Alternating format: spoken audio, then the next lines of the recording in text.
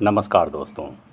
आज कबीरदास जी का एक और दोहा लेकर चलते हैं और उसका अर्थ समझने की कोशिश करते हैं।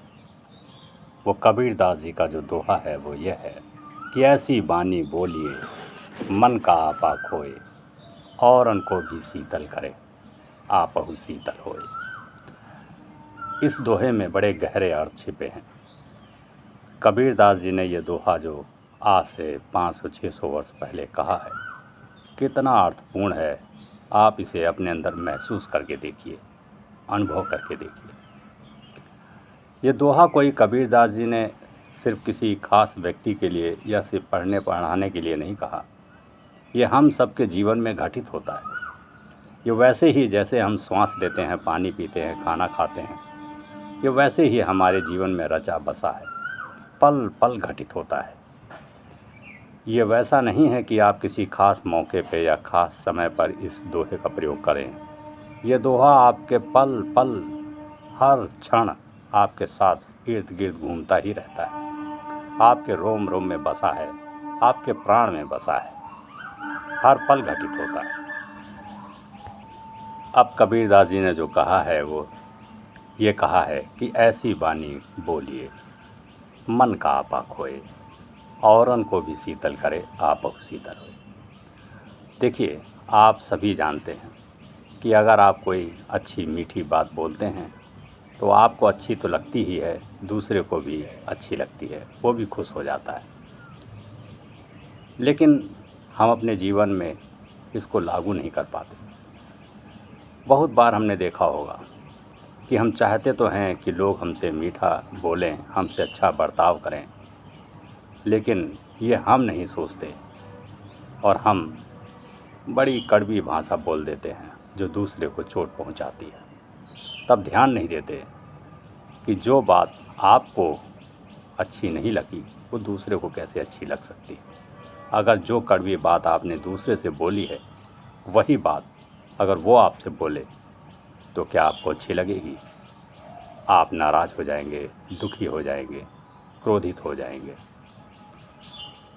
तो बड़ी गहरी बात यह है कि अगर आप मीठी वाणी बोलते हैं, अच्छी बात बोलते हैं, अच्छे शब्दों का प्रयोग करते हैं, तो दूसरे को तो अच्छा लगता ही, आपके भीतर भी एक शांति उतर आती है, आपके भीतर भी एक आनंद उतर आता है, आपका चित्त भी बड़ा खुश और प्रसन्न हो जाता है।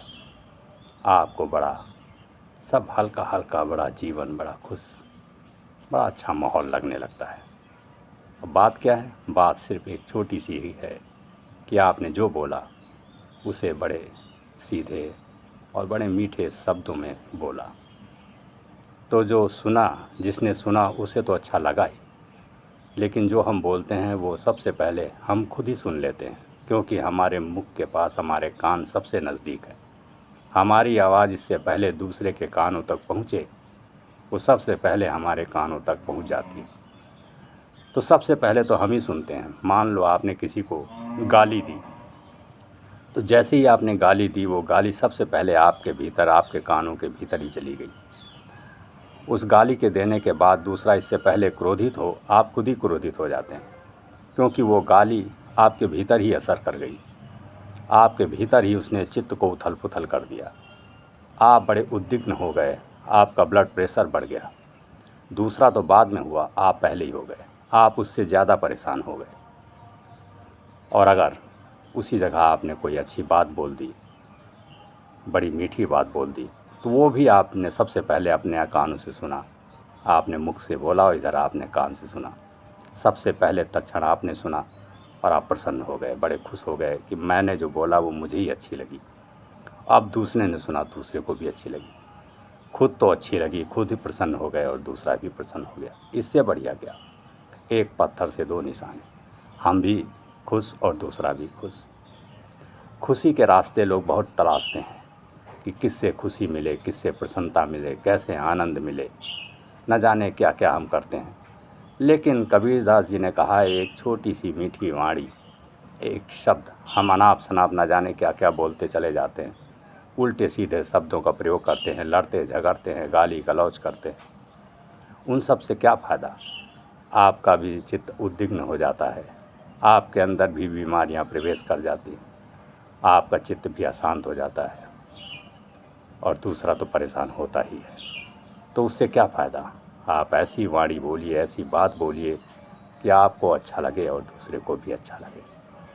और जब आप ये चीज़ करने लगेंगे तो धीरे धीरे ये आपके अभ्यास में आने लगेगा और तब आप ऐसा पाएंगे, एक नियम बन जाएगा, फिर आपसे वो गलत बात बोली नहीं जाएगी।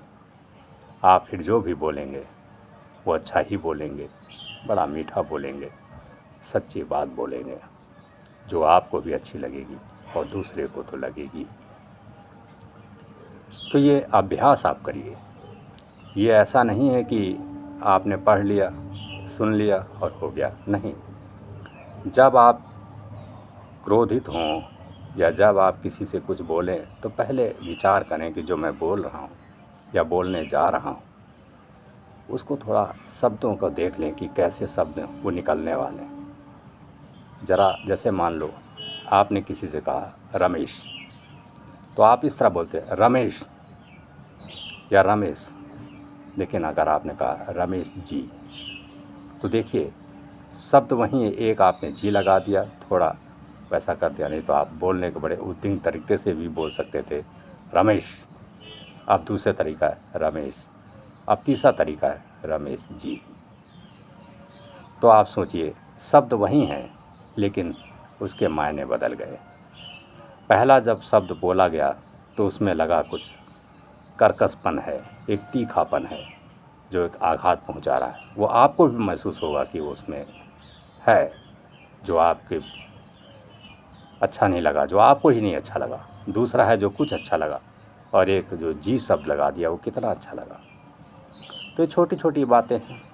जैसे अगर किसी को हम धन्यवाद कहते हैं या कोई गलती हो जाए तो माफ़ करने तो निवेदन करते हैं, माफ़ी मांग लेते हैं, नमस्कार कर लेते हैं, प्रणाम कर देते हैं। ये छोटी बातें हैं जिनसे हमारा चित्त बड़ा आनंद मग्न हो जाता है और हम बड़े प्रसन्न रहते हैं। और फिर दूसरी बात, अगर हम किसी से कुछ बोलें तो कड़वी बात ना बोलें। अगर बोलना भी है कुछ तीखा तो उसको भी शब्दों में बड़े मीठे स्वर में या उसकी बात अपने तक पहुंचाने में अच्छे शब्दों का ही प्रयोग करें।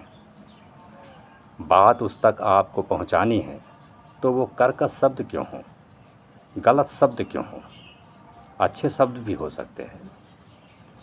जो बात आप कहना चाहते हैं उसके कहने के दो तरीके हो सकते हैं, या तो उसका लहजा बड़ा तीखा हो, बड़ा तल्ख हो, एक गाली के समान हो, एक पत्थर के समान हो कि आपने उठा के मार दिया उसको। वो शब्द भी होते हैं। शब्द बड़े घातक भी होते हैं। शब्द का प्रहार कहते हैं इतना तीक्ष्ण होता है कि उसके मुकाबले शस्त्र भी बेकार है। किसी ने कहा है कि एक तमाचा आप किसी के गाल पे जड़ दीजिए, वो भूल जाएगा। लेकिन आपने कोई गहरी बात किसी से कह दी, बड़ी ख़राब बात कह दी, तो वो उसे सालों तक नहीं भूल सकता। कई बार तो जन्मों लग जाते हैं, पूरा जन्म बीत जाता है, वो भूल नहीं पाता। इतना असरदार करता है गलत बात। एक गहरी बात आपके दिल में ऐसी बैठ जाती है कि वो भरती नहीं। एक घाव भर जाता है, लेकिन एक तीक्ष्ण बात, एक बुरी बात आपके दिल में ऐसे समा जाती है, वो भुलाए नहीं भूलती। तो सोचिए, एक गलत बात और एक तीक्ष्ण बात कितनी गहरा असर करती है हमारे साथ। तो ऐसा क्यों करना? आपके पास शब्द हैं, शब्दों का भंडार है, आपके पास वाणी है, तो आप मधुर बोलिए, मीठा बोलिए, सुंदर बोलिए, दूसरे को भी अच्छा लगे और आपको भी अच्छा लगे। और ऐसा करने का प्रयास करिए, अभ्यास करिए। ये सधता जाएगा और होता चला जाएगा। फिर आपको कुछ साधना नहीं पड़ेगा, कुछ सोचना नहीं पड़ेगा, और इससे आपका व्यक्तित्व निखर आएगा। लोग आपको अच्छा कहेंगे और आप खुद भी बड़े आनंदित और बड़े खुश रहेंगे। नमस्कार।